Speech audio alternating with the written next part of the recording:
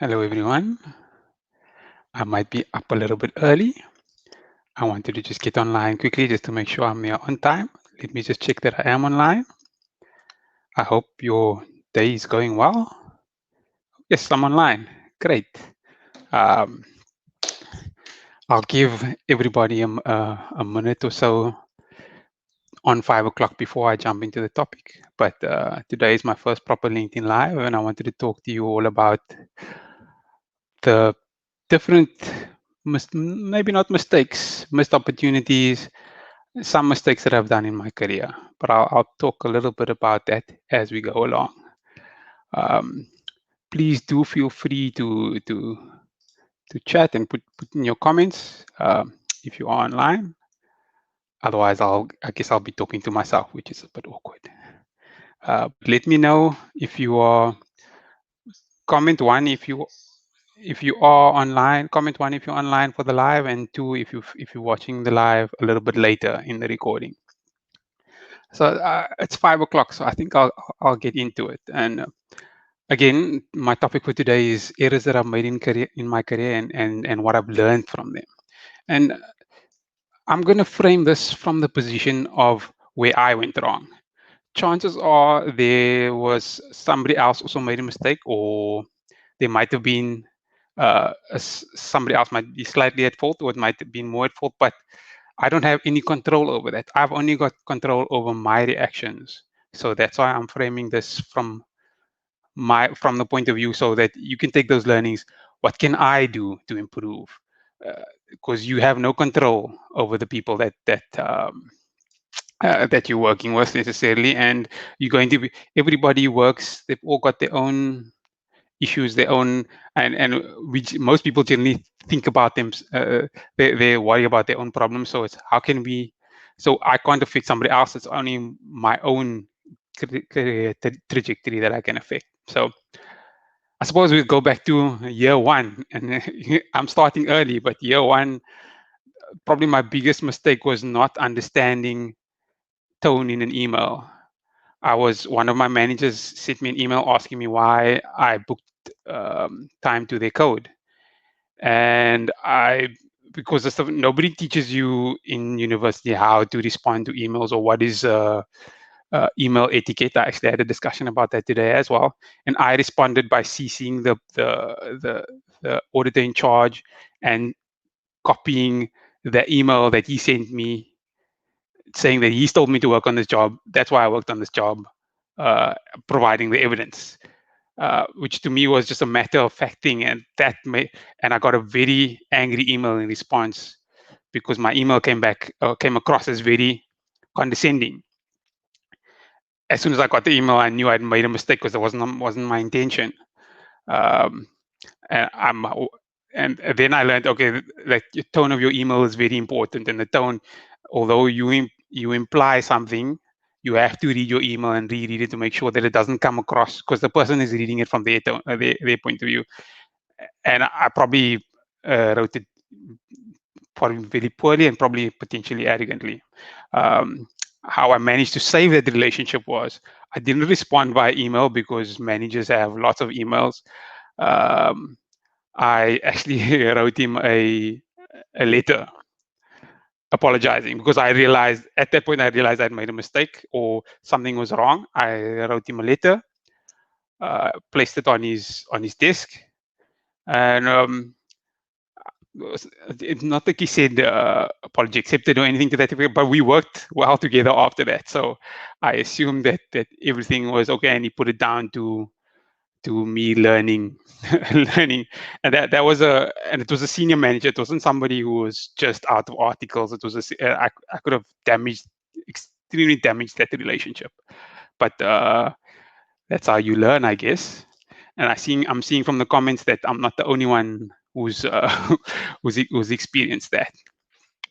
So I guess moving on to year two, and this is more of a missed opportunity, and I want to put it out to you people, to everyone out there, but especially to you listening, is my main mistake was a missed opportunities. I didn't in my second and my third year, I did not network enough with my peers and with managers and partners at the audit firms that I was with.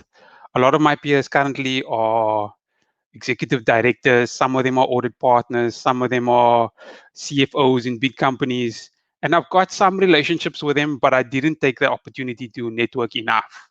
Um, and I think it's also because, look, being a CA, I was the first I was the first person in my family to qualify as a chartered accountant. There was no roadmap of this is what you must do. So this is why I'm having this conversation with you today, because I don't want you to make the same mistake. So I want you to learn faster than I learned, so that when you get to my stage in your career, you were far ahead of me, or you've learned from my mistakes. Um, yeah, so I didn't need to. In some communities, people have paved that way for them, and they already tell them, make sure you network, make sure you do this. Networking is natural. In our especially generally communities of color, we haven't been in these situations before, so we don't have a roadmap. We don't know what to do.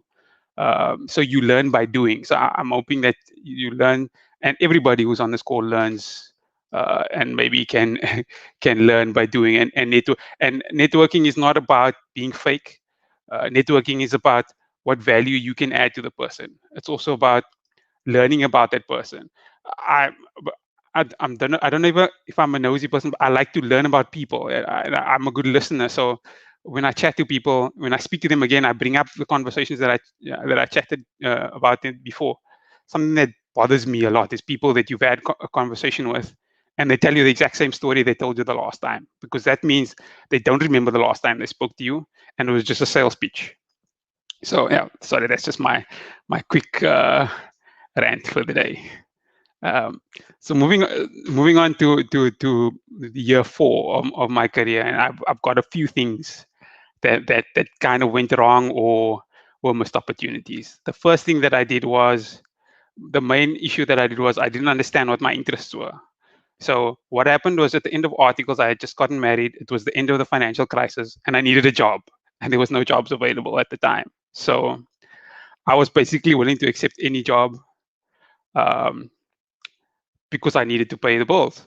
But I got into a position that probably wasn't for me. But I didn't do enough reflection to know what I wanted. I knew what I wanted to do, but I chose the easier option, which was probably not the best thing. If I had known, if I was more certain at least about the work that I was interested in and what I wanted to do, I probably wouldn't have accepted that job.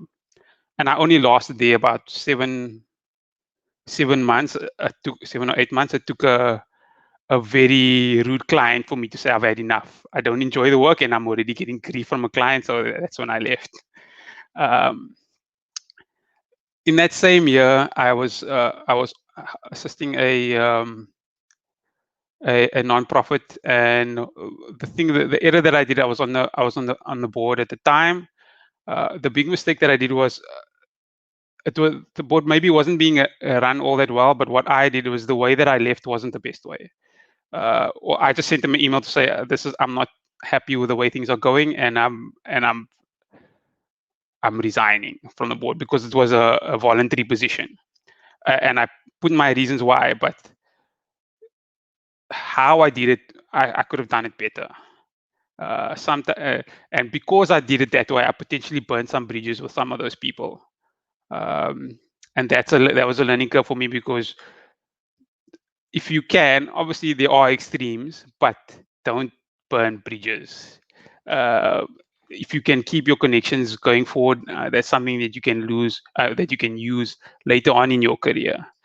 So burning bridges is something, and I know it sounds obvious, but sometimes you've just had enough, or you react in anger, or things like that. If you can keep calm and leave on a good note, that will lead you to maybe having other networking opportunities at a later stage. And then my next step in this, so clearly a lot of things went not that great in my first year after articles, was year 4 of my career. I joined another company, and what the mistake I made in there was, I didn't read the warning signs in the job interview. I worked under a difficult manager, but I probably saw the signs, but I didn't trust my gut. So my message to you is make sure you trust your, if something feels off, if something doesn't feel right. I'm not saying necessarily walk away, but double check your maybe talk to somebody who's working there, or another understanding, or get somebody else's input. I didn't read the warning signs, and yeah, so again, that I was probably in that company for a few months, and I didn't last long because I was in a difficult management situation, or I was being managed by a difficult manager. But from my point of view, is I could have read the signs, or I should have read the signs, and trusted my gut, and maybe not taken that job and looked for something else. Moving on to the next year, we finally moved out of year out of year 4, but again, these are more missed opportunities. I worked for a big organization, a listed company, and then a division within that listed company. But the missed opportunity for me, nothing necessarily went wrong. The missed opportunity for me is I didn't network beyond that division and beyond that organization. So I did not have many. Yes, when you leave articles, it's a lot easier to get jobs through recruitment agencies. As you get more senior, once you hit 6, 7 years out of articles, you don't see that many jobs available on the job market. And it's a lot about connections and who you know. Chantal Botha talks a lot about the hidden job market. That becomes a lot more prevalent the more senior you get in your career, because everybody's these newly qualified CAs or graduate programs, or uh, positions with not a lot of experience are a lot more freely available than maybe needing someone with 15 years experience or 10 years experience. And to get those, they do come up, but most of the time they come up from networking or that hidden job market.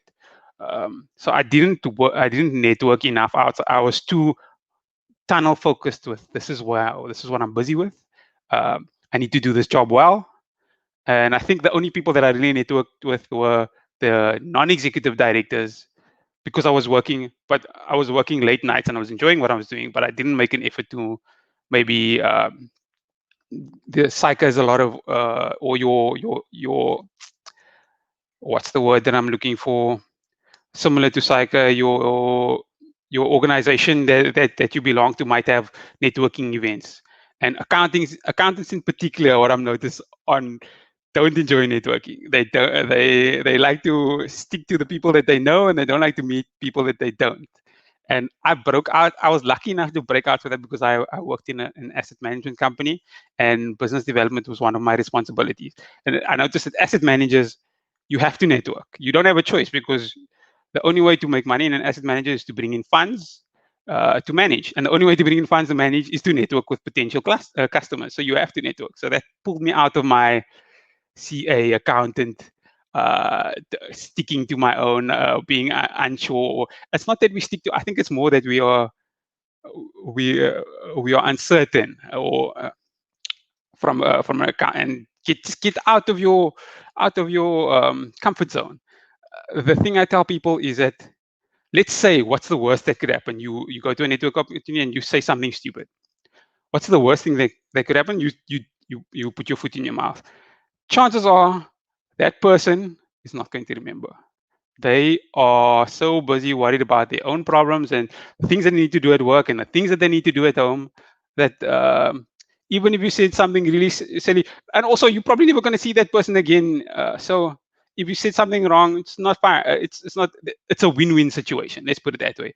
Either you gain a new connection, or you, and if you don't, you just move on and you chat to other people. Yes, you do get a few chatty people that that want to continue talking to you for the whole networking event. Um, Best tip is, I need to go and refill my glass. I need to just do something quickly, and then you don't come back. It works. Um, Also, so because I mean, you want to network with different people. You don't want to spend 45 minutes talking to the same person, whatever that amount that feels comfortable for you, but that you've made a connection. And again, I'm going to reiterate this: networking is about adding value to the other people before you getting something. So that's how you grow your network. I mean, that's how I've grown it on LinkedIn. And again, this discussion, just to remind everyone, is framed from the position of where I went wrong, not necessarily whether other people made mistakes is beside the point, because I'm in control of my own destiny. You in control of your own destiny, so you have to take responsibility for that. I'm going to jump a little bit from year 5 to year 8, and the big mistake that I did in year 8 was accepting a counter offer. Um, at that stage, I'd reached the ceiling in that position, and I'd gotten an opportunity from someone else, because I was looking to grow. They My current employer, or my employer at the time, made me a counter offer with certain clauses that we will get you to where you want to go. Um, I did that, and I shouldn't have done that. I've yet to find someone, or I shouldn't say I've yet to find someone, but there's very few people I've met who have accepted a counter offer and are still there 2-3 years afterwards. Most of the time, after a year or two, uh, because the only reason the employer generally offers you a counter offer is because the cost of having you is cheaper than the cost of replacing you. So, and also that level of trust is broken a little bit. So yeah, that was something else. Then moving on to year 9, where I moved to another company as in a more senior position. Where I went wrong there was potentially not being ambitious enough, or being impatient. I think I got to a stage where I didn't enjoy what the role that I was in, or the role didn't suit my personality, and that's my fault. That's not the employer's fault, because I applied for that position. I mean, I did my work. Don't get me wrong. I delivered what was expected of me, but I think that was it, and that's the problem, because I enjoy learning. I enjoy growing, and I wasn't really grow. I did grow in certain instances, and from although I've talked to you a lot about all these mistakes that I've made, I've learned a lot from each and every single one of them. And even if you make a mistake, let's say you repeat a mistake that I've just told you now, it's not a it's not the end of the world. You will learn something valuable from it. So when you're making a decision about career, don't think of it as like, this is the right decision and this is the wrong decision. Sometimes you comparing two similar options. Sometimes you just need to go for it, and there will be learning opportunity. Trust your gut. There will be a learning opportunity. At least if you trust your gut, you know that, okay, I thought it was the right thing at the time, and you will definitely learn something from it.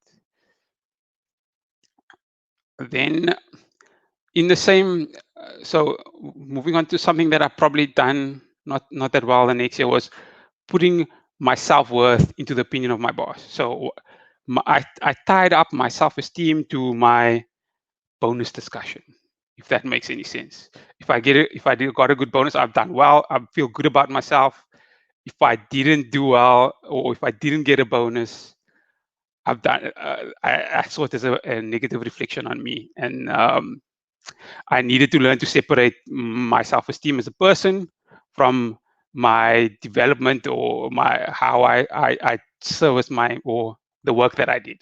And I mean, that's something that it's not something that you fix immediately. It's something that you have to work on, and I'm still working on. But I think I'm in a better position. Yeah, and then I see we're coming closer to the end. But I mean, from year 11, really, my main missed opportunity was not getting on LinkedIn sooner. I started on LinkedIn in January 2019, and the more I've done it, the more I think I should have been more active. Should have been more active earlier, but you've also got that opportunity now. You can be more active now. I mean, I want to this is a discussion topic on its own, but this is a missed opportunity that I want to mention to all of you. Um, and then moving on to, I suppose it's probably either last year or the year before, is the one mistake that I've made is not having confidence to back myself in a difficult client meeting. I had a difficult client that was questioning the whether this was right. I was lucky that I had my boss in the room with me, and he backed me up. And that meant the world to me because I've never had that experience before. I would expect him to, I would expect him to try and play peacemaker, and having someone senior with you that backs you up makes the world of difference. But also the area in me was not trusting that I've delivered a good product just because somebody else was questioning me because of something that they brought out doesn't mean that I should think that I delivered a poor product. I delivered a good product. Oh, their opinion was something totally different because I actually have the experience in that field more than that person. Yeah, and then I suppose from a this year point of view, the one area that I can talk about is worrying about. It's more of a LinkedIn thing, worrying about putting out the perfect video or everything must look right. There mustn't be any pauses. There mustn't be the ums and ahs. And I realized, you know what? Well, I learned that the value to the audience is more important than whether the video looks perfect. Like you can see, there's a curtain here and there's an alarm thing. Oh, okay, there's an alarm thing there, but it's fine. I'm not I'm not here to produce multi-choice or CBS or anything like that. I'm here to try and add value to you. And I think that is the most important thing that I've learned. The last thing that I probably want to leave you with is I'm lucky that I've tried quite a few things in my career, and that's helped me learn. So don't be afraid to try things, but when you find something that works for you, um, not a lot of people have jobs that they enjoy. And if you find that job that you enjoy, that you're growing, cherish it and stay with it. I guess I think that's something that I would leave you with. Don't chase money over happiness, because if you chase money and you become unhappy, you will just change jobs again and just change jobs again until you get either. But the money will never be enough. It will never be enough to if you're unhappy. So yeah, look for that job that suits you best. And I think I'll leave you with that. I don't want to take up too much of your time. Let me just see if there's lots of questions that I might. I want to see if there's. Are there any questions that you might have for the last minute? Or let's give it a few more. If there are any questions, otherwise I can always. What I'll do is I'll respond after the live. So I appreciate that you guys taking the time to come to my first live. I hope it added value. I'm looking to do a few more of these going forward. I'm still deciding depending on how this goes. So please do give your comments and likes and things that I can improve on. Thanks very much, everyone. Have a great day.